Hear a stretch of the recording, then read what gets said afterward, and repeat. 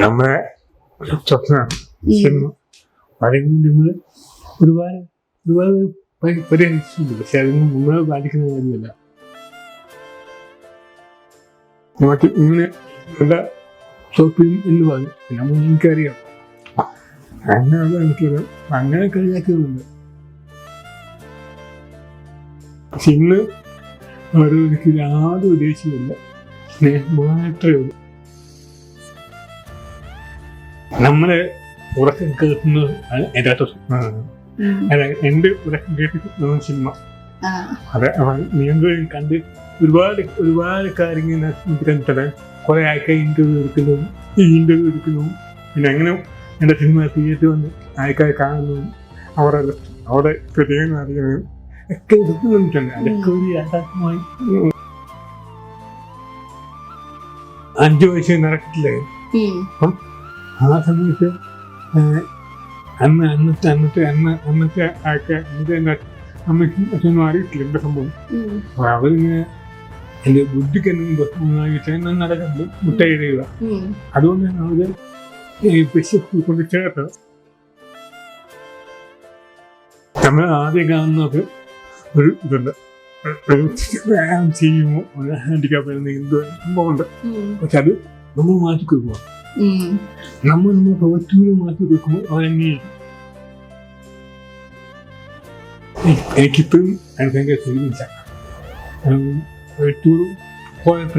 പോയി എല്ലാം മറ്റേ വയനാട് മീൻമുട്ടി വെള്ളക്കാർക്ക് വാട്ടർപ്രൂഫ് അവിടെ എല്ലാം കൊണ്ടുപോയി. ചെന്നൈ കൊണ്ടുപോയില്ല. കാരണം ചെന്നൈ പാടാനൊക്കെ പോകാൻ ഭയങ്കര ഇതായിരുന്നു.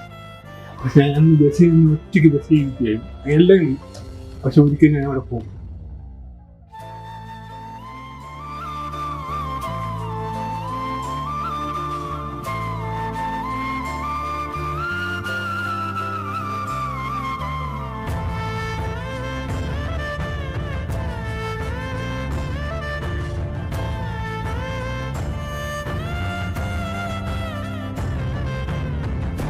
Hello everyone, welcome to Mapstic Media. അപ്പൊ ഇന്ന് നമ്മുടെ ഒപ്പം ഉള്ളത് കളം അറ്റ് 24 എന്ന സിനിമയിലൂടെ ഒരുപാട് പേർക്ക് പ്രചോദനമായ രാകേഷ് കൃഷ്ണ കുറുമ്പാലയാണ്. വെൽക്കം. എന്തൊക്കെയുണ്ട് വിശേഷം? കുറെ ആയില്ലേ കണ്ടിട്ട് വീണ്ടും? അതെ, ഞാൻ ഫസ്റ്റ് ആയിട്ട് ചോദിക്കുന്ന ഒരു കാര്യം, മൂവി എന്ന് പറയുന്നതിന് ഒരു വലിയ മാജിക് ആണല്ലോ, സിനിമ എന്നൊക്കെ പറഞ്ഞിട്ട്. അതില് ഞാൻ കേട്ട ഒരു കാര്യമാണ് പദർ പാഞ്ചാലി എന്ന് പറഞ്ഞൊരു സിനിമയാണ് നിങ്ങൾക്ക് ഭയങ്കര സ്ട്രൈക്ക് ചെയ്തു എന്ന് പറഞ്ഞു. അപ്പൊ അതെങ്ങനെയായിരുന്നു ആ സിനിമയിലേക്കുള്ളത്? അത് നമ്മള് ജോണി വർക്കർ സിനിമ കണ്ടപ്പോഴാണ് സിനിമ കൗതുകം തോന്നിയത്. പിന്നെ അതിന് മാജിക്കാണ്. +2 പഠിക്കുന്ന സമയത്താണ് പഠിക്കാനായിരുന്നു ഈ സംഭവം. അപ്പം നേരത്തെ ഉള്ളിക്കാണ് ഒരു സംഭവമില്ല, ഈ കൗതുകം അതിന് വളർന്ന് ഇതിന്റെ കണ്ടു പഠിച്ചു കഴിഞ്ഞപ്പോഴത്തേ നമുക്കൊരു ഇതിന്റെ പോസിറ്റീവ് മനസ്സിലായി. എങ്ങനെ സംഭവം പഠിപ്പിക്കുന്നത്, സാറ് പഠിപ്പിക്കുന്നത് എങ്ങനെയായിട്ട് എടുക്കുക ചെയ്യുന്നു, അതെങ്ങനെ ആവിഷ്കരിക്കാൻ പറ്റും എന്നൊക്കെ സാറ് പഠിപ്പിക്കുന്നുണ്ടായിരുന്നു. അപ്പൊ അങ്ങനെ വെച്ചിട്ട് ശരിക്കും ആദ്യം തിരക്ക് ചെയ്യാൻ തുടങ്ങിയ, അങ്ങനെ കടയിൽ തിരക്ക് ചെയ്യാൻ തുടങ്ങിയ അങ്ങനെ. അപ്പൊ ഈ സ്കൂൾ പഠിക്കുന്ന സമയത്തൊക്കെ ഒരുപാട് പേര് ഡിസ്കറേജ് ചെയ്യാൻ നോക്കി എന്നൊക്കെ പറഞ്ഞിരുന്നല്ലോ. ഈ ക്യാമറ പഠിക്കാൻ പോയപ്പോഴും അങ്ങനെ ഒരുപാട് പേര് തളർത്താൻ നോക്കി എന്നൊക്കെ. അപ്പൊ ആ ഒരു പിന്നീട് എങ്ങനെ ഒരു ഡിറ്റർമിനേഷൻ തിരിച്ചു വരണം, ചെയ്യണം എന്നുള്ള ഒരു ആവേശം വന്നത്? അത് നമ്മളെ സ്വപ്നമാണ് സിനിമ. പറയുന്നത് നമ്മൾ ഒരുപാട് ഒരുപാട് പരിഹരിച്ചിട്ടുണ്ട്. പക്ഷെ അതൊന്നും നമ്മളെ ബാധിക്കുന്ന കാര്യമല്ല. ആദ്യത്തെ ഷോപ്പിംഗ് ചെയ്യാൻ ജീവിതമാണ് സന്ദേശം. അപ്പൊ ആ ഷോപ്പിങ്ങിന് വേണ്ടി ഞാൻ ഒരു ക്യാമറമാനെ സമീപിച്ചു. പുള്ളി പറഞ്ഞു കല്യാണത്തിന് വീഡിയോ എടുക്കുന്ന പോലെ മറ്റേ ഇങ്ങനെ നല്ല ഷോപ്പിംഗ് എന്ന് പറഞ്ഞു. നമ്മൾ എനിക്കറിയാം, അങ്ങനെയുള്ള എനിക്കറിയാം. അങ്ങനെ കളിയാക്കുന്നുണ്ട്. പക്ഷെ ഇന്ന് അവർക്ക് യാതൊരു ഉദ്ദേശമില്ല. സ്നേഹം മാത്രമേ ഉള്ളൂ. ഒരു കണക്കിന് അങ്ങനെ കളിയാക്കലും നമുക്കൊരു ആവേശം തരുമല്ലോ, ചെയ്യണം എന്നുള്ളത്. നമുക്ക് എന്തെങ്കിലും നെഗറ്റീവായി തോന്നിയാൽ മാത്രം പോസിറ്റീവ് ആക്കാൻ ശ്രമിക്കണം. അതെ, അതാണ് എന്റെ രീതി. ഞാൻ ഒരുപാട് ഇപ്പം ഇപ്പോഴും അംഗീകരിക്കാത്ത ഒരുപാട് ആൾക്കാർ ഉണ്ടാവും. ഞാൻ ചെയ്യുന്ന വലിയ സംഭവമല്ല, ചെറിയ സിനിമയാണ്. അതിപ്പോഴും അംഗീകരിക്കാത്ത ഒരുപാട് ആൾക്കാർ ഉണ്ടാവും. എനിക്കറിയത്തില്ല, കണ്ടതില്ല നല്ല അഭിപ്രായം പറയുന്നുണ്ട്. ഇപ്പൊ പറയാറുണ്ട് സ്വപ്നം കാണാൻ പഠിക്കണം, അതാണ് ജീവിതത്തിൽ കുറെ നേട്ടങ്ങൾ കിട്ടാൻ വേണ്ടിയിട്ടുള്ള ഒരു വഴി എന്നൊക്കെ. അപ്പൊ എങ്ങനെയാണ് ആ സ്വപ്നം കാണാനുള്ള ഒരു ക്യൂരിയോസിറ്റി അല്ലെങ്കിൽ ആ ഒരു ധൈര്യം വന്നത്? നമ്മള് ഉറക്കം കേൾക്കുന്നത് യഥാർത്ഥ സ്വപ്നമാണ്. എന്റെ ഉറക്കം കേട്ടിട്ട് സിനിമ അതെ നീന്തൽ കണ്ട് ഒരുപാട് കാര്യങ്ങൾ കണ്ടിട്ട് കുറെ ആൾക്കാർ ഇന്റർവ്യൂ എടുക്കുന്നു. പിന്നെ അങ്ങനെ എന്റെ സിനിമ തിയേറ്റർ വന്ന് ആൾക്കാർ കാണുന്നതും അവരുടെ പ്രതികരണം അറിയുന്നതും ഒക്കെ സ്വപ്നം കണ്ടിട്ടുണ്ട്. അതൊക്കെ ഒരു യാഥാർത്ഥ്യമായി മാറ്റി. അത് വലിയൊരു കാര്യമാണ്, സ്വപ്നങ്ങൾ യാഥാർത്ഥ്യമായി മാറ്റാന്നുള്ളത് അല്ലേ? കാരണം ആഗ്രഹം തീവ്രമാകുമ്പോൾ നമുക്ക് പ്രകൃതി നമ്മുടെ ഒപ്പം നമ്മുടെ ലോകം തന്നെ നമ്മുടെ ചുമ്മാ ആഗ്രഹം കൊണ്ട് വന്ന കാര്യം. അതിന് പണി എടുത്തു അതിന്റെ എസ്റ്റീമേ നമുക്ക് എന്തായാലും നമ്മൾ വഴി തുറക്കും. പിന്നെ ഒരു നിങ്ങൾ മുന്നേ പറയാനുണ്ടായിരുന്നു സ്പെഷ്യൽ സ്കൂളിൽ നിന്ന് റെഗുലർ സ്കൂളിലേക്ക് കൺവേർട്ട് ചെയ്തായിരുന്നു. അപ്പൊ കുറെ ലിമിറ്റേഷൻസ് ഉണ്ടായിരുന്നു ആ ഒരു സമയത്ത്. അത് ആ സമയത്ത് 5 വയസ്സ് നടക്കത്തില്ലായിരുന്നു. ആ സമയത്ത് അന്നത്തെ ആൾക്കാർ എന്റെ അമ്മയ്ക്കും അച്ഛനും അറിയിട്ടില്ല എന്താ സംഭവം. അപ്പൊ അവരിങ്ങനെ എന്റെ ബുദ്ധിക്ക് എന്തെങ്കിലും പ്രശ്നമായിട്ട് നടക്കത്തില്ല, മുട്ട എഴുതുക. അതുകൊണ്ടാണ് അവര് സ്പെഷ്യൽ സ്കൂളിൽ കൊണ്ട് ചേർത്തത്. അവിടുത്തെ ടീച്ചേഴ്സ് ബ്രെയിൻ ടെസ്റ്റ് ചെയ്യും. എന്റെ ഓർമ്മ ചെയ്യുകയാണെങ്കിൽ എന്റെ മുട്ടൊക്കെ ഇനി ഞാൻ കൃത്യമായിട്ട് ചെയ്തു എന്നാണ് എന്റെ ഓർമ്മ. അങ്ങനെ അവർ പറഞ്ഞു ബുദ്ധിക്ക് ഒരു കുഴപ്പമില്ല, നോർമൽ സ്കൂളിൽ വിട്ടാൽ മതി. അങ്ങനെയാണ് അത് നോർമൽ സ്കൂളിൽ വിടുന്നത്. ഈ പൊതുവെ നമ്മൾ പറയല്ലോ ഇപ്പൊ സ്പെഷ്യൽ സ്കൂൾ അല്ലെങ്കിൽ എന്തെങ്കിലും ഒരു പ്രശ്നം വരാനും പലപ്പോഴും ആൾക്കാർ തളർത്താൻ നോക്കും അല്ലെങ്കിൽ വേറിട്ട് നിർത്താനൊക്കെ നോക്കും. അപ്പൊ അങ്ങനത്തെ ചാലഞ്ചസ് ഒക്കെ വരുമ്പോ എങ്ങനെ നേരിട്ടിരുന്നത്? എങ്ങനെയായിരുന്നത്? ആദ്യം കാണുന്നത് ഒരു ഇതുണ്ട്, ചെയ്യുമോ ഹാൻഡിക്കാപ്പ് സംഭവമുണ്ട്. പക്ഷെ അത് നമ്മൾ മാറ്റി കൊടുക്കുക. നമ്മൾ പ്രവൃത്തിയോട് മാറ്റി കൊടുക്കുമ്പോൾ അവർ അംഗീകരിക്കും. കാരണം എന്റെ ജീവിതത്തില് ഒരുപാട് സ്ഥലങ്ങൾ മാറ്റിയൊക്കെ പറ്റുന്നുണ്ട് ഈ വൈദ്യുതിന്റെ പേര്. പക്ഷെ അതൊന്നും ഞാൻ വലിയ കാര്യമായിട്ട് വെച്ചിട്ടില്ല. പണ്ട് ടൂർ പോയ സമയത്ത് എനിക്കിപ്പോഴും എനിക്ക് ഭയങ്കര ഫീലിങ്സ് ആണ്. ടൂർ പോയപ്പോഴേക്കും ടൂർ പോയി എല്ലാം കൂടെ മറ്റേ വയനാട് മീൻമുട്ടി വെള്ളച്ചാട്ടം വെച്ചു വാട്ടർപ്രൂഫ്. അവിടെ എല്ലാം ഞാൻ പോയി, എന്നെ കൊണ്ടുപോയില്ല. കാരണം ഭയങ്കര പാടാനൊക്കെ ഭയങ്കര ഇതായിരുന്നു. പക്ഷെ ഞാൻ ബസ്സിൽ നിന്ന് ഒറ്റയ്ക്ക് ബസ്സിൽ ഇരിക്കുകയായിരുന്നു എല്ലാം. പക്ഷെ ഒരിക്കലും ഞാൻ അവിടെ പോകും. അവിടെയാണ് നമ്മുടെ ഒരു ശക്തിയും. കാരണം നമ്മുടെ മനസ്സിലാക്കുന്ന സുഹൃത്തുക്കൾ ഉണ്ടാവുക. എന്റെ ബലം എന്റെ സുഹൃത്തുക്കളും എന്റെ അമ്മയും. എന്നെ കൂടെ അവര് നീ ഹാൻഡിക്കാപ്പ് എന്ന് മാറ്റി നിർത്തത്തില്ല. അവർ ചെയ്യുന്ന എല്ലാം എന്നെ ചെയ്യിപ്പിക്കും. നമുക്കൊരു പൊച്ചല്ലേ, ഒരു മനുഷ്യൻ ചെയ്യുന്ന എല്ലാ കാര്യങ്ങളും കണ്ടന്റൊക്കെ കളിക്കും, നമ്മുടെ പിന്നെ വട്ട് കളിക്കും, അച്ഛനെ പോയി പിന്നെ ഏറുപന്ത് കളിക്കും. ഇങ്ങനെ ഒരു സാധാരണ കോമ എന്തൊക്കെ ചെയ്യുന്നത് അതെല്ലാം എന്നെ ചെയ്യിപ്പിക്കും. മീൻ പിടിക്കാൻ പോകും, തോട്ടിക്കളിക്കാൻ പോകും. അങ്ങനെ കാണിക്കുന്ന സൗഹൃദത്തിന്റെ വില അവരൊക്കെ ഉള്ളതുകൊണ്ടാണ് എനിക്ക് ഭയങ്കര പോസിറ്റീവായിട്ട് എനിക്ക് മറ്റുള്ളവരുടെ മുന്നിൽ എനിക്ക് ചെയ്യാൻ പറ്റും തോന്നുന്നു. ശരിയാണ്, നമുക്ക് ഏറ്റവും വലിയ ശക്തി എന്ന് പറഞ്ഞാൽ ഫാമിലിയും ഫ്രണ്ട്സ് ആണ്. കാരണം അവരെ മാറ്റിയായിരുന്നെങ്കിൽ ഒരു പക്ഷെ ഞാൻ ഇപ്പോഴും തളർന്നു അവിടെ ഇങ്ങനെ അത് നല്ലൊരു ഗുണമാണ്. അത് വലിയൊരു ഭാഗ്യമാണ് അല്ലേ? ഇപ്പൊ നമ്മുടെ കളം അറ്റ് 24 എന്ന് പറഞ്ഞ സിനിമ, അതെടുത്ത് നോക്കുകയാണെങ്കിൽ അതിൽ ഡിസ്കസ് ചെയ്യുന്ന ടോപ്പിക് എന്ന് പറഞ്ഞാൽ ഹ്യൂമൻ ട്രാഫിക്കിങ്, അങ്ങനത്തെ കുറച്ച് സാക്രിഫൈസ് ഒക്കെയാണല്ലോ. അപ്പൊ എന്തുകൊണ്ടാണ് അങ്ങനെ ഒരു, ഇപ്പൊ സ്വന്തമായിട്ട് എഴുതിയ ഒരു കഥയാണല്ലോ, എന്താണ് അങ്ങനെ ഒരു ടോപ്പിക് എടുത്ത് സ്ക്രിപ്റ്റ് ചെയ്തത്? ഞാൻ ഓൾറെഡി വേറെ ചുറ്റ് ചെയ്തിട്ടുണ്ടായിരുന്നു. അതുപോലെ കുറെ ആലോചിക്കും. അപ്പൊ ആർക്കും ഞാൻ അനുഭവം അറിയത്തില്ല. അങ്ങനെ കുറച്ച് ഷോപ്പിംഗ് ആദ്യം ചെയ്യുന്നത്. അങ്ങനെ ഇരിക്കുന്ന സമയത്ത് ഞാൻ എൻ്റെ ഫ്രണ്ട്സും ആലോചിച്ചു നമുക്ക് എന്താ ചെയ്യും. അപ്പൊ ഞാൻ ആലോചിച്ചു ഒരു കാര്യം നമുക്ക് എന്തെങ്കിലും ചെയ്യാം. അങ്ങനെ ഞങ്ങൾ ലോൺ എടുത്ത് ക്യാമറ സ്വന്തമായിട്ട് വാങ്ങിച്ചു. ആദ്യത്തെ ക്യാമറ വേണം. ക്യാമറ സ്വന്തമായിട്ട് ലോൺ എടുത്ത് ക്യാമറ സ്വന്തമായിട്ട് വാങ്ങിച്ചു. അതിനാണ് നമ്മൾ ബഡ്ജറ്റിൽ ഒതുങ്ങുന്ന സിനിമ ചെയ്യാം. വലിയൊരു ചെറിയ നമ്മളെ മേക്ക് വൈസും എല്ലാം കൂടെ അങ്ങനെ പ്ലാൻ ചെയ്തിട്ടാണ് ഞാൻ നമ്മുടെ ടി വിക്കകത്ത് ന്യൂസ് കണ്ടു. ആ ന്യൂസിനെ ആസ്പദമാക്കിയിട്ടാണ് ഞാൻ ഈ സിനിമ കാര്യം ഉണ്ടാകുന്നത്. അതിനെ ഈ സിനിമയെ ലാസ്റ്റ് കാണിക്കുന്നുണ്ട്. ആ ന്യൂസ് ഞാൻ കാണിക്കുന്നുണ്ട്. പൊതുവെ ഇപ്പൊ ഭയങ്കരമായിട്ട് ഡിസ്കസ് ചെയ്യുന്ന ഒരു സംഭവമല്ലേ ഈ ടോപ്പിക്ക്. അപ്പൊ എന്തുകൊണ്ടാണ് ഫസ്റ്റ് ആയിട്ട് ചെയ്യുന്ന മൂവി സസ്പെൻസ് തന്നെ എടുത്തത്? എന്തുകൊണ്ടാണ് ആ ഒരു ജോൺ അതിനോട് താല്പര്യമുണ്ടോ? സസ്പെൻസ് എനിക്ക് എല്ലാ ജോണും ചെയ്യും. സസ്പെൻസ് ഉണ്ട്, തെലുങ്ക് മൂവി ഉണ്ട്, കോമഡിക്ക് വേണ്ടി സംഭവം ഉണ്ട്, പിന്നെ ഫാന്റസി ഉണ്ട്. അങ്ങനെ കുറെ കഥകളുണ്ട്.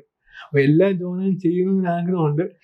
എസ്പെഷ്യലി ഏറ്റവും കൂടുതൽ ആഗ്രഹം 27 മൂവി പിടിച്ചു കിട്ടുവാൻ സംഭവിച്ചോ. അത് ഭയങ്കര ഇഷ്ടമാണ്. കളം 24 എന്ന് പറഞ്ഞ സിനിമയില് ഡയറക്റ്റും ചെയ്തു, കഥയും എഴുതി. അപ്പൊ പൊതുവെ എന്ന് പറയുമ്പോൾ ഒരു സിനിമയുടെ കപ്പിത്താനാണ് ഡയറക്ടർ, എല്ലാം നോക്കണം. അപ്പൊ എങ്ങനെയാണ് ഒരു മൾട്ടി ടാസ്കിങ് ചെയ്തത്? കഥയും എഴുതി, ഡയറക്റ്റും ചെയ്ത്, എങ്ങനെ അത് ബാലൻസ് ചെയ്തു എല്ലാം? ഓൺലി കഥ തിരക്കഥയൊക്കെ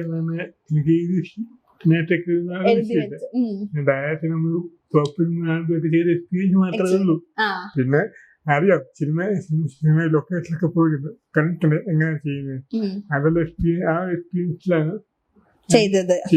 അപ്പൊ പൊതുവെ നമുക്ക് സിനിമ ഡയറക്ട് ചെയ്യുമ്പോ ഒരു ടെൻഷൻ ഒക്കെ ഉണ്ടായിരുന്നോ? പിന്നെ നല്ല ടെൻഷൻ ഉണ്ടായിരുന്നേ. ആദ്യത്തെ 2 വർഷം ഷൂട്ട് ക്ലിയറായപ്പം തലവേദന വെച്ചു ആശുപത്രി കിപ്പ് ചെയ്തു 2 ദിവസം. ടെൻഷൻ കയറിയിട്ട് ഈ ചെവിയൊക്കെ ഇത് കംപ്ലൈന്റ് ആണ്, ബോളും കൂടി കേൾക്കുക. ബോളും കൂടിപ്പം തലവേദനയായിട്ട് BP ലോ ആയി ആശുപത്രി കിപ്പ് ചെയ്തു 2 ദിവസം. അപ്പൊ ഇപ്പൊ ടെൻഷൻ നമുക്ക് പൊതുവെ എന്തൊരു സാധനം തുടങ്ങുമ്പോൾ ഉണ്ടായിരുന്നല്ലോ, അതിന്റെ പകരം ഞാൻ വേറൊരു എക്സ്പീരിയൻസ് ലൈക്ക് സിനിമ ഇറങ്ങി തിയേറ്ററിൽ അത് ഓടുന്നു, ഫസ്റ്റ് ഷോ കാണുമ്പോൾ ഉണ്ടായിരുന്ന ഒരു എക്സ്പീരിയൻസ് എന്തായിരുന്നു? ഈ ചോദ്യം എല്ലാവരും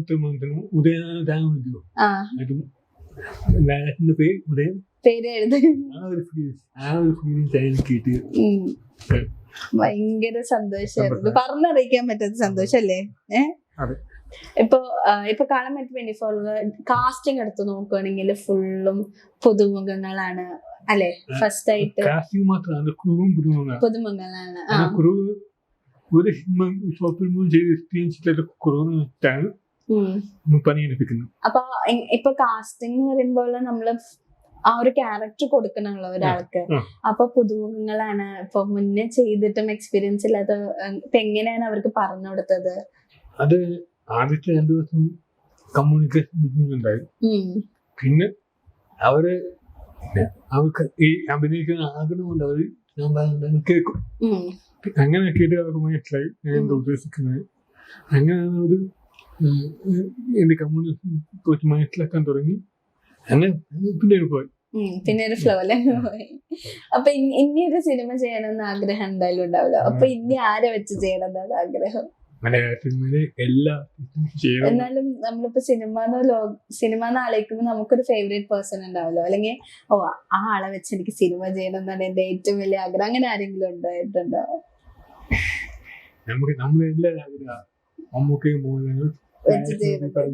അതെ, ലാലേട്ടൻ മമ്മൂക്ക എന്നൊക്കെ പറയുമ്പോ തന്നെ ചെയ്യുന്ന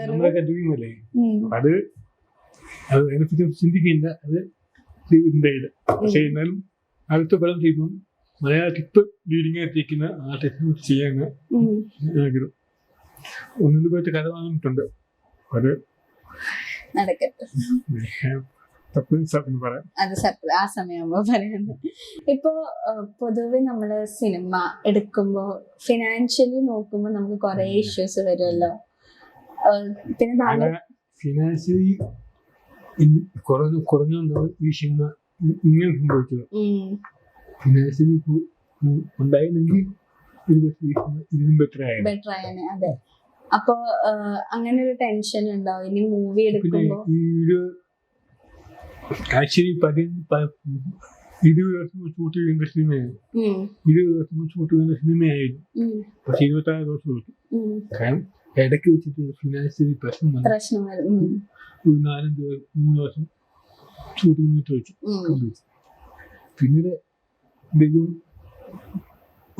ചെന്നു. പിന്നെ അതിന് ഷൂട്ടിംഗ് കംപ്ലീറ്റ് ചെയ്യാൻ വലിയ ടാസ്കാണ്. പോസ്റ്റ് പ്രൊഡക്ഷൻ, അതായത് എഡിറ്റിങ്, ഡബിങ്, വലിയ ടാസ്ക്. അത് പഠിച്ചു. പക്ഷെ ഈ പടം ഇറങ്ങാനും ഇപ്പൊ തിയേറ്ററിൽ ഇറങ്ങാനൊക്കെ എന്റെ ഇടതും വളരെ നിങ്ങൾ DOP വിശാലും എഡിറ്റർ ബിഞ്ചുവാ, ഇവർ രണ്ടുപേരും നിന്നാണ് ഹെൽപ്പ് ചെയ്ത് തിയേറ്ററിൽ ഇറങ്ങാൻ. ഇപ്പൊ ഈ കളം 24 റിലീസിന്റെ സമയത്താണെങ്കിലും നമ്മുടെ സജി ചെറിയാൻ മിനിസ്റ്ററിനോട് പ്രൊമോട്ടൊക്കെ ചെയ്തായിരുന്നല്ലോ മിനിസ്റ്റർ എല്ലാം. അപ്പൊ അങ്ങനത്തെ കുറെ ബാക്കപ്പ് ലൈക്ക് നമുക്ക് സപ്പോർട്ടും കിട്ടിയായിരുന്നല്ലോ. അപ്പൊ അതെങ്ങനെയായിരുന്നു? കണ്ടായിരുന്നോ ആളെ? ആളെ കണ്ട് സംസാരിച്ചു. നമുക്ക് സോഷ്യൽ മീഡിയ സപ്പോർട്ട് ഭയങ്കര ഏറ്റവും സപ്പോർട്ട് ചെയ്യുന്നത് വെറും സാധാരണക്കാരായ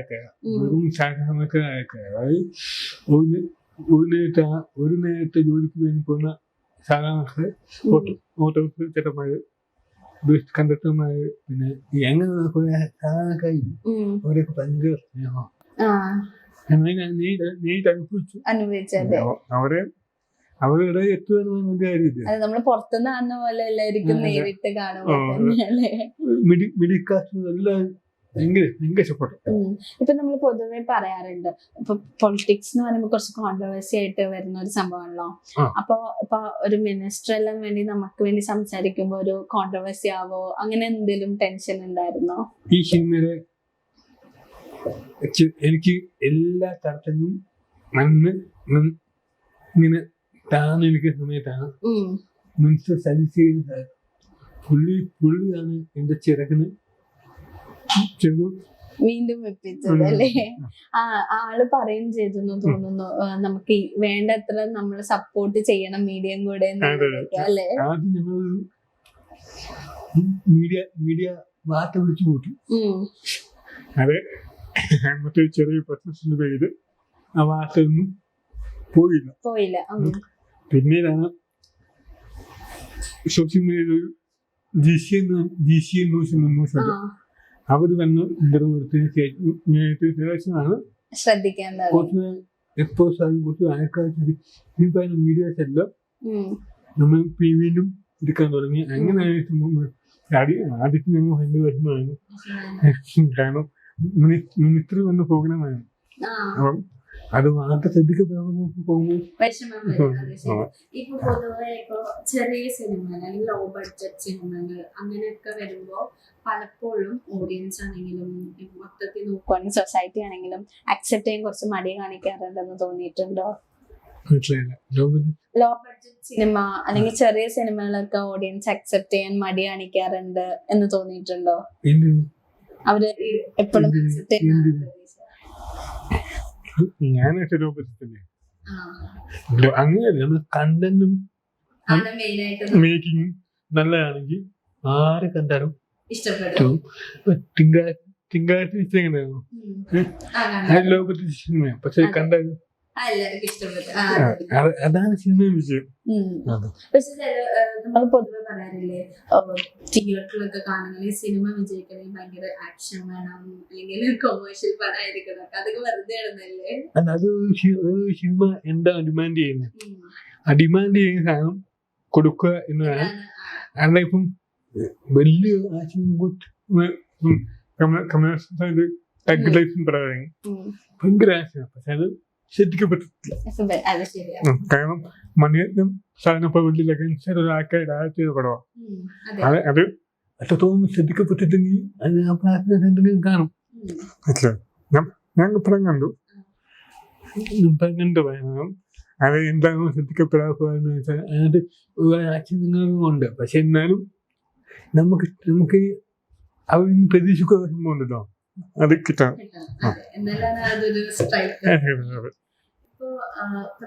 എടുത്തു നോക്കുവാണെങ്കിൽ ഇന്ത്യൻ സിനിമ ചരിത്രത്തില് വളരെ കുറവാണ് ഇങ്ങനെ സ്പെഷ്യൽ ആയിട്ടുള്ള ഒരാൾ ഡയറക്ട് ചെയ്യുക. അങ്ങനെ ഒരു സംഭവം പറയുന്നത് ഒരു മൈൽ സ്റ്റോൺ ആണ് ശരിക്കും പറഞ്ഞാൽ. അപ്പൊ താങ്കൾക്ക് അങ്ങനെ ഒരു കാര്യം, ഒരു വലിയൊരു കാര്യം ചെയ്തേക്കാണ്. അപ്പൊ ആ ഒരു മൈൽ സ്റ്റോൺ എങ്ങനെയാണ് നോക്കി കാണുന്നത്? നല്ല രീതിയിൽ കാണും. ഒരുപാട് സിനിമ നമ്മുടെ എന്താ എന്റെ സിനിമ ഉണ്ടല്ലോ, ബാഹുബലി, പിന്നെ RRR, പിന്നെ നമ്മുടെ തമിഴ് ഉണ്ടല്ലോ ഇപ്പൊ ഇറങ്ങി മറ്റേ എന്ത് ജയറാമൊക്കെ മുട്ട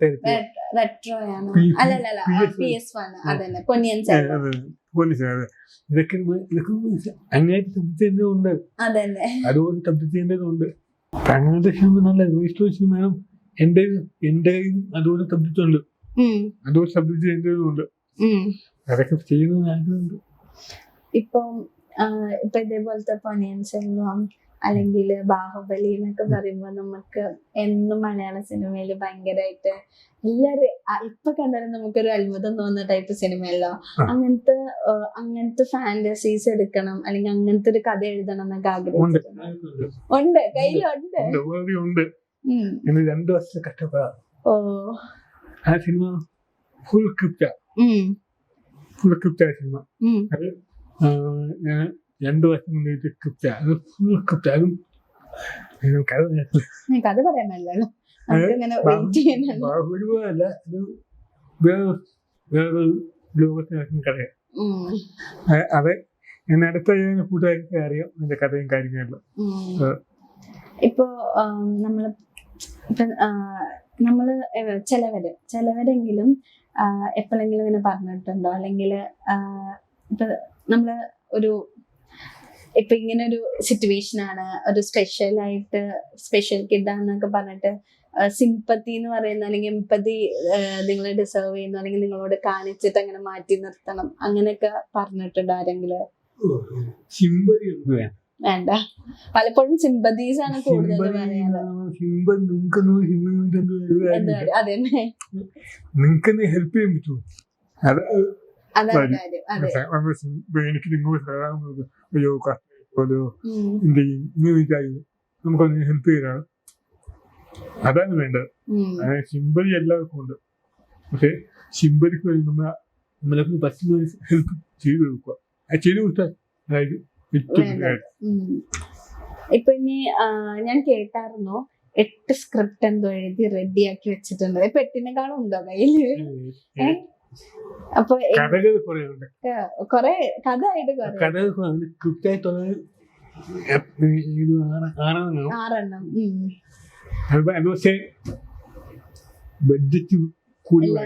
അപ്പൊ എപ്പോഴും നമുക്ക് ഇനി അടുത്തൊരു സിനിമ അത്തരം പടങ്ങൾ ചെയ്യണമെങ്കിൽ 2ാമത് പ്ലാൻ ചെയ്ത് ക്ലിക്കാക്കും. ഇപ്പൊ ചെയ്ത പടങ്ങൾ ഒരു രാജേഷ് കൃഷ്ണൻ കുരമ്പാല ഇങ്ങനത്തെ വ്യക്തി പടം ചെയ്യും, ആ രീതിയിലൊക്കെ പടം കാണണം. അത് മാറും, ആ ചിന്ത മാറിയിട്ട് നല്ലൊരു സിനിമ ചെയ്യുക ഡയറക്ടറാവും. അതായത് നോർമൽ പേഴ്സൺ ചെയ്ത് അടിപൊളി സിനിമ ചെയ്ത ഒരു ലേബൽ വേണം.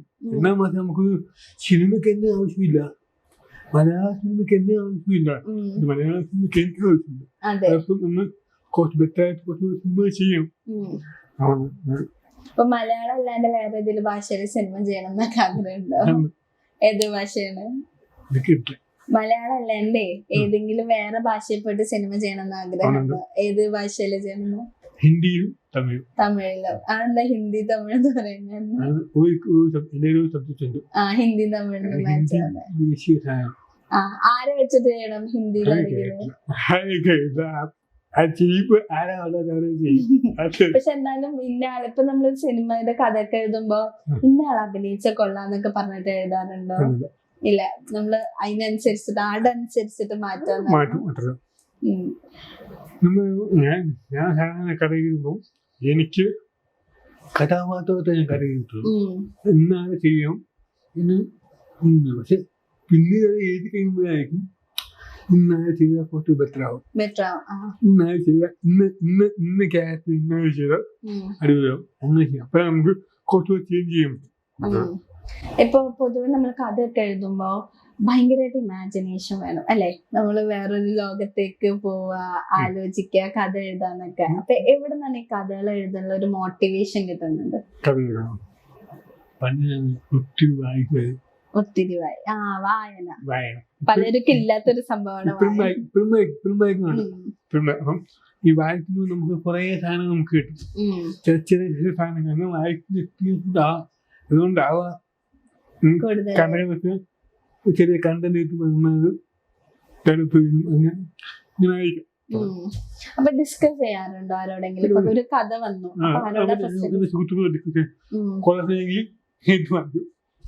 അപ്പൊ എങ്ങനെ എന്താ അവര് പറയാ? ലൈക്ക് ഇപ്പൊ ഒരു കഥ ആലോചിച്ചോ, അപ്പൊ ഡിസ്കസ് ചെയ്യുമ്പോ അവര് ഫസ്റ്റ് ആയിട്ട് എങ്ങനെയായിരിക്കും റിപ്ലൈ ചെയ്യാം? കഥ ഫോൺ വിളിക്കും, അല്ലെങ്കിൽ ഒരു കഥയുണ്ട് കേൾക്കാൻ പറഞ്ഞു കഴിയുമ്പോഴത്തേന് ഇഷ്ടപ്പെടുവാണെങ്കിൽ കൊള്ളാം, നീ കേൾക്കോ. ഇഷ്ടപ്പെട്ടില്ലെങ്കിൽ വേണ്ട, അത് കണ്ടു കാണും. പക്ഷെ കഥ വന്നിട്ട് പോയാ.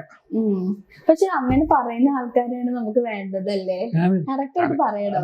സുഹൃത്തുക്കൾ, ഞാന് ഈ സിനിമ ചെയ്തപ്പം കഥ പറ്റിട്ടുണ്ട്. ഇപ്പോൾ സിനിമ ചെയ്തപ്പം നീ ഇപ്പൊ ഇന്ന് പിഴങ്ങണ്ടോ? ഞാൻ കുറച്ചുണ്ട് പടം അതിനകത്ത് ഏറ്റവും വലിയ പോയ ഡയലോഗ് ഡബിങ്ങിന് മിസ്റ്റേക്ക് ഉണ്ട്.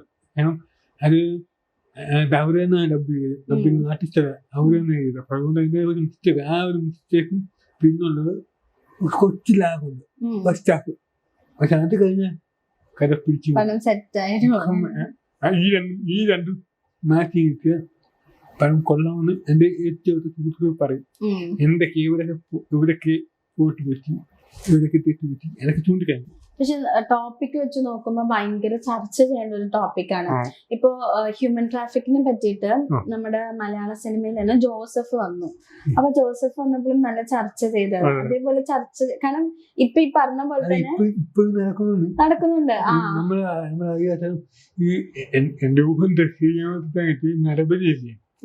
നരബലി അതിന്റെയൊക്കെ പശ്ചാത്തലത്തിൽ ഇതൊക്കെ സംഭവിക്കുന്നുണ്ടോ എനിക്ക് തോന്നില്ല. അത് ശരിയാവില്ല. അല്ല, പക്ഷെ അല്ലാണ്ട് വേണമെങ്കിലും ഇപ്പൊ നമ്മള് ചില തമിഴ് സിനിമയിലൊക്കെ ഹോസ്പിറ്റലിൽ കുറെ ഹ്യൂമൻ ട്രാഫിക്കിംഗ് നടക്കുന്ന പരിപാടിയൊക്കെ കണ്ടിട്ടുണ്ട്. പക്ഷെ മലയാളത്തിൽ വരുമ്പോ അത് കുറവായിരുന്നു. ഇപ്പൊ ജോസഫ് ഭയങ്കര ക്ലിക്കായി. പിന്നെ അല്ലാതെ നമുക്ക് എണ്ണം പറയുന്ന സിനിമകളെ ഉണ്ടാവുള്ളൂ. ഇപ്പൊ ചേട്ടൻ പറഞ്ഞ പോലെ തന്നെ ഈ അടുത്ത് ഞാനും ആ ന്യൂസ് കണ്ടായിരുന്നു. അപ്പൊ ഞാൻ ആലോചിച്ചു, ഇത്ര റെപ്യൂട്ടഡ് ആയിട്ട് ഒരു ഹോസ്പിറ്റലാണല്ലോ എന്ന് കണ്ടിട്ട് ഞാൻ ന്യൂസ് കണ്ടിട്ട് നെറ്റിദ്ധരിച്ചായിരുന്നു.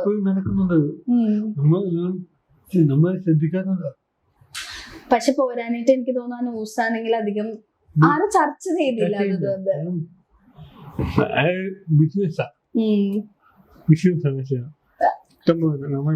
ഈ പണ്ട് തമിഴ്നാട്ടിലൊക്കെ പോണ വണ്ടി ആക്സിഡന്റ് ഉണ്ടാക്കി. പണ്ട് ഞാൻ കേട്ടിട്ടുണ്ട്, തമിഴ്നാട്ടിലേക്ക് പോയി വണ്ടി ആക്സിഡന്റ് ഉണ്ടാക്കിയിട്ട് അവരുടെ ബോഡിയിൽ നിന്ന് റിമൂവ് പോസ്റ്റ്മോർട്ടം തിരിച്ചങ്ങോട്ട് കൊടുക്കും. പണ്ട് ഞാൻ കേട്ടിട്ടുണ്ട്. സത്യം. പക്ഷെ ഞാനെപ്പോഴും ആലോചിക്കാറുണ്ട്, ഈ നമ്മളെ വിശ്വസിച്ച് ചെല്ലുന്ന സ്ഥലമാണ് ഹോസ്പിറ്റല്. അവിടെ തന്നെ ഇങ്ങനെ ചെയ്യാന്നൊക്കെ പറയുമ്പോ നമ്മൾ എവിടെ ചെന്ന് വിശ്വസിക്കല്ലേ? ഇന്നത്തെ കാലത്ത് വിശ്വസിക്കാൻ പറ്റില്ല. പൂർണ്ണമായിട്ട് വിശ്വസിക്കാൻ പറ്റില്ല. എല്ലാം ബിസിനസ്സാണ്. അപ്പൊ ഇപ്പൊ ഫസ്റ്റ് മൂവിയിൽ തന്നെ ഇങ്ങനെ ഒരു ടോപ്പിക് എടുത്ത് ചെയ്യുമ്പോ ഒരു ടെൻഷൻ ഉണ്ടായിരുന്നില്ലേ? ഒരു ടെൻഷനും ഇല്ല. ഇത്ര ചാലഞ്ചസ് ഇത് കൃത്യമായിട്ട് കാണിക്കുന്നുണ്ട്. ഈ സത്യമാണ് എന്ന് ഇപ്പോഴും നടക്കുന്നൊന്നിനെ കൃത്യമായിട്ട് കാണിക്കില്ല, കാണിക്കുന്നുണ്ട്. എന്നാലും ഒരു ധൈര്യം കൂടെ വേണമല്ലോ ഇങ്ങനത്തെ ഒരു ടോപ്പിക്കിനെ പറ്റി സംസാരിക്കാന്നൊക്കെ പറയുമ്പോ. കാരണം കഥയിലൂടെ നമ്മുടെ വ്യൂ പോയിന്റും കൂടെ പറയണല്ലോ. അപ്പൊ ഒരു ചലഞ്ചസ് ഏറ്റെടുക്കാൻ റെഡി ആയിരുന്നോ? ഇപ്പൊ ഒരു ഇത്രയും ഒരു കോൺട്രവേഴ്സിയൽ ടോപ്പിക് അതൊരു ന്യൂസ് ബേസ് ചെയ്തിട്ട് എടുക്കുന്ന ഒരു കാര്യമാണല്ലോ. അതും ഈ അടുത്ത് നടന്ന ഒരു ന്യൂസ് ബേസ് ചെയ്തിട്ട് എടുത്ത സിനിമ. അപ്പൊ ഒരു ചാലഞ്ച് ആണല്ലോ അത്. ഒരുപാട് എങ്ങനെയായിരിക്കും ആൾക്കാരെടുക്കുക, ഡിസ്കസ് ചെയ്യുക, അങ്ങനത്തെ ഒരു ടെൻഷൻ ഒക്കെ ഉണ്ടായിരുന്നോ? ഈ വിഷയം എങ്ങനെ അവതരിപ്പിക്കും, നമ്മളൊരു വിഷയം അവതരിപ്പിച്ച ആ വിഷയം ഏത് രീതിയിൽ ഓഡിയൻസിന് ഇൻട്രസ്റ്റ് ചെയ്യും, അതിനെ കുറിച്ച് വലിയ മാത്രം. അപ്പൊ താങ്കളെ വെച്ച് നോക്കുമ്പോ ഒരു സിനിമ എന്ന് പറയുന്നത് സാമൂഹ്യത്തിനോട് ഒരു അവർക്കൊരു കടമയുണ്ട്. അപ്പൊ അങ്ങനെ തോന്നിയിട്ടുണ്ടോ? അത് ചുമ്മാ ഒരു എന്റർടൈൻമെന്റ് പർപ്പസ് ആണ്? സാമൂഹ്യ പരിബന്ധമുണ്ട്, എന്റർടൈൻമെന്റ് ഉണ്ട്, പിന്നെ നമ്മുടെ സന്ദേശം ഇപ്പോഴും പരം പ്രസക്തിയാണ്. അതെ, ഇപ്പോഴും നമ്മളെ കേരള രാഷ്ട്രീയത്തിൽ ഇപ്പോഴും വിജയിക്കും. എന്താ സാമൂഹിക പ്രശ്നമില്ലയോ? അങ്ങനെ ഒരുപാട് സിനിമയുണ്ട്. എന്താ സാമൂഹിക പരിബന്ധത ഉണ്ടാവുന്നുമില്ല ഒരു സിനിമയ്ക്ക്. പൈസ മുടക്കുന്നതിന് സാമൂഹിക പരിബന്ധം അല്ല വേണ്ട, അവൻ എന്റർടൈൻമെന്റ് 2.5 മണിക്കൂർ എന്റർടൈൻ ചെയ്യിപ്പിക്കും. ഇപ്പൊ ഇപ്പത്തെ ഒരു സിനിമയുടെ ഒരു ഇത് കണ്ടാൽ ഇപ്പൊ അടുത്ത് നടന്ന പ്രശ്നങ്ങളൊക്കെ JSK പോലത്തെ സിനിമയും എമ്പുരാൻ പോലത്തെ സിനിമയുടെ പ്രശ്നങ്ങളൊക്കെ കണ്ടായിരുന്നോ? ഒരു പേരിന്റെ പേരില് അല്ലെങ്കിൽ ഒരു പൊളിറ്റിക്സ് പറഞ്ഞു തന്നിട്ടൊക്കെ പ്രശ്നങ്ങള് അവര് കൃത്യമായിട്ട് പറയുന്നുണ്ട്. സിനിമ എങ്ങനെയാ സിനിമ കണ്ടാ പോലെ സിനിമ മാറ്റി സിനിമയായിട്ട് കണ്ട പ്രശ്നമില്ല. ഇപ്പൊ തന്നെ ജാനകി വിഷയം, എന്റെ വിഷയം, ജാനകിന് പേര് ഇതൊക്കെ ചുമ്മാ വിഷയം ഉണ്ടാക്കാം. അങ്ങനെയാണെങ്കിൽ നമ്മുടെ ശിവന്റെ പേര് എത്ര പേരുണ്ട്, അവർക്കൊക്കെ പേര് വാങ്ങാൻ പറ്റുമോ? അതാണ് പ്രശ്നം. എനിക്കറിയില്ല അതിന്റെ പ്രശ്നം. ഞാൻ ജാനകി പേര് എന്ത് ബന്ധം എനിക്കറിയില്ല. ജാനകി എന്ന് പറഞ്ഞ പണ്ട് രാമായണത്തിലെ മറ്റൊരു പേര് ജാനകി, ജനകന്റെ പുത്രി ജാനകി. അപ്പോൾ ശരിക്കും സീത കണ്ട പേര് അതൊന്നും കാര്യമില്ല. ചുമ്മാ ഒരു കോൺട്രവേഴ്സിയുടെ ഒരു ആവശ്യമില്ല ഇങ്ങനത്തെ എന്നാണ് തോന്നുന്നത്. അവരെത്രയും കഷ്ടപ്പെട്ട് സിനിമയാണ്. ആ സിനിമ ഒരു പേരിന്റെ പേര് സെൻസർ കിട്ടുന്ന ഒരുപാട് പേരുടെ കഷ്ടപ്പാടാണ് അവിടെ. അല്ലെങ്കിൽ സെൻസർ പോയി നേരത്തെ പറയണം, ഇന്ന പേരൊക്കെ ഇല്ല, ഇന്ന പേരൊക്കെ നേരത്തെ പറയണം. അതെ, റൂൾസ് ഇറക്കണം. പ്രശ്നമില്ല, ശരിയാണ്. അപ്പൊ നമ്മുടെ കളം at 24 എന്ന് പറഞ്ഞ സിനിമ OTT ഇറങ്ങിയിട്ടുണ്ടോ? 3 ആഴ്ചയായി. പണം കണ്ടതെല്ലാം ഈ പേഴ്സണൽ മെസ്സേജ് അയക്കുന്നുണ്ട്, കൊള്ളാം, അടിപൊളിയാണ്, പിന്നെ ഇന്ന പ്രശ്നങ്ങളുണ്ട്, ഇന്ന കാര്യമായിട്ട്. പക്ഷെ ഈ പണം OTT വന്ന് നീച്ചയൊക്കെ ഒരുപാട് പേര് ചാൻസ് ചോദിക്കുന്നുണ്ട്, അഭിനയിക്കാൻ ചാൻസ് ഇങ്ങനെ ചോദിക്കുന്നു. ഞാൻ ഉദ്ദേശിക്കുന്നത് വെച്ചാൽ ഈ അടുത്ത പടം 3-ാമത്തെ 4-ാമത്തെ പടം എല്ലാ പുതുമുഖ പടം ചെയ്യുന്ന ആഗ്രഹം. അതായത് OTT പടം വിജയിപ്പിച്ചാൽ വെക്കുന്നത് പ്രതീക്ഷിക്കുന്ന അത്രയും പേര് കണ്ടു കഴിഞ്ഞ് ഉറപ്പായിട്ടും 3-ാമത്തെ 4-ാമത്തെ പടം ഈ പറയുന്ന എല്ലാ പുതിയ ആക്ടേഴ്സും പടം ഞാൻ പരീക്ഷിക്കും. എല്ലാവരും OTT കണ്ടു വിജയിപ്പിക്കും. അപ്പൊ അതേപോലെ തന്നെ ഇപ്പൊ കളം OTT-യിൽ ഇങ്ങനെ റൺ ചെയ്തോണ്ടിരിക്കുക, എല്ലാരും കാണണം. ഇപ്പൊ എനിക്ക് എന്താ പറയാലെന്ന് വെച്ചാല് പലരും വൈകില്ലെങ്കിൽ പലപ്പോഴും ഒരു ലിമിറ്റേഷൻ ആണെന്നാണ് പറയാറ്. അതൊക്കെ മറികടന്നിട്ട് നമുക്കൊരു ഒരു അടിപൊളി ഡയറക്ടറിന് മലയാള സിനിമയിലേക്ക് കിട്ടിയേക്കുവാണ് അല്ലേ? അപ്പൊ ഒരുപാട് സന്തോഷമുണ്ട് ഇത്ര നേരം സംസാരിച്ചു, നേരിട്ട് പരിചയപ്പെടാൻ പറ്റിയതിന് വലിയ സന്തോഷം. Thank you so much.